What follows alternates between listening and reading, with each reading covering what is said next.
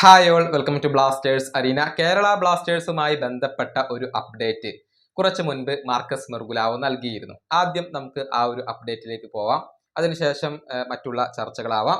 അതായത് കേരള ബ്ലാസ്റ്റേഴ്സ് ഒരു Spanish സ്ട്രൈക്കറുമായി pre അഗ്രിമെന്റിൽ എത്തിയിരുന്നു. എന്നാൽ അതിപ്പോൾ ഇല്ലാതാവുകയാണ് ചെയ്തിട്ടുള്ളത്. അതായത് ഈ സ്പാനിഷ് സ്ട്രൈക്കറുടെ മെഡിക്കൽ അത് ബംഗളൂരുവിൽ വെച്ചുകൊണ്ട് നടന്നിരുന്നു. പക്ഷെ ആ മെഡിക്കലിന്റെ കാര്യത്തിൽ കേരള ബ്ലാസ്റ്റേഴ്സ് സംതൃപ്തരല്ല, ഓക്കെ അല്ല. അതായത് മെഡിക്കൽ പൂർത്തിയാക്കാൻ ഈ താരത്തിന് കഴിഞ്ഞിട്ടില്ല. അതുകൊണ്ട് തന്നെ ഈ പ്രീ അഗ്രിമെന്റിൽ എത്തിയത് ഇല്ലാതാവുകയാണ്. കോൺട്രാക്റ്റിൽ എത്താൻ കഴിഞ്ഞിട്ടില്ല, ഡീൽ നടന്നിട്ടില്ല. ഇത്രയും വിവരങ്ങളാണ് ഇപ്പോൾ മാർക്കസ് മെർഗുലാവോ നൽകിയിട്ടുള്ളത്.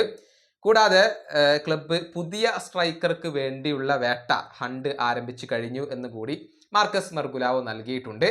താരത്തിന്റെ പേര് മാർക്കസ് മെർഗുലാവോ വെളിപ്പെടുത്തിയിട്ടില്ല. പക്ഷെ ആ താരം ആരാണ് എന്നുള്ളത് നമുക്ക് എല്ലാവർക്കും അറിയാവുന്നതാണ്. നേരത്തെ തന്നെ റിപ്പോർട്ടുകൾ പുറത്തേക്ക് വന്നിരുന്നു. സ്പാനിഷ് സ്ട്രൈക്കറായ സെർജിയോ കാസ്റ്റലുമായി കേരള ബ്ലാസ്റ്റേഴ്സ് പ്രീ അഗ്രിമെന്റിൽ എത്തി. വരുന്ന സമ്മറിൽ അദ്ദേഹം കേരള ബ്ലാസ്റ്റേഴ്സിന്റെ താരമായി മാറും എന്നത് പല മാധ്യമങ്ങളും സ്ഥിരീകരിച്ചിരുന്നു. ആ സ്ട്രൈക്കർ തന്നെയാണ് മാർക്കസ് മെർഗുലാവോ പറഞ്ഞ സ്ട്രൈക്കർ എന്നാണ് എല്ലാവരും ഇപ്പോൾ വിലയിരുത്തുന്നത്. അതായത് സെർജിയോ കാസ്റ്റൽ വരില്ല, മെഡിക്കൽ പൂർത്തിയാക്കാൻ അദ്ദേഹത്തിന് കഴിഞ്ഞിട്ടില്ല. പകരം പുതിയ ഒരു സ്ട്രൈക്കർക്ക് വേണ്ടി കേരള ബ്ലാസ്റ്റേഴ്സ് ശ്രമിക്കുന്നു എന്നാണ് ഇപ്പോൾ നമുക്ക് ഇതിൽ നിന്നും വ്യക്തമാകുന്നത്. നമുക്കറിയാം ജീസസ് ജിമിനസ് അവിടെയുണ്ട്. പക്ഷെ മറ്റൊരു സ്ട്രൈക്കറായ പെപ്ര ക്ലബിനോട് ഗുഡ് ബൈ പറഞ്ഞു കഴിഞ്ഞു. അതുകൊണ്ട് തന്നെ പെപ്രയുടെ സ്ഥാനത്തേക്ക് പുതിയ ഒരു സ്ട്രൈക്കറെ കേരള ബ്ലാസ്റ്റേഴ്സിന് വേണം.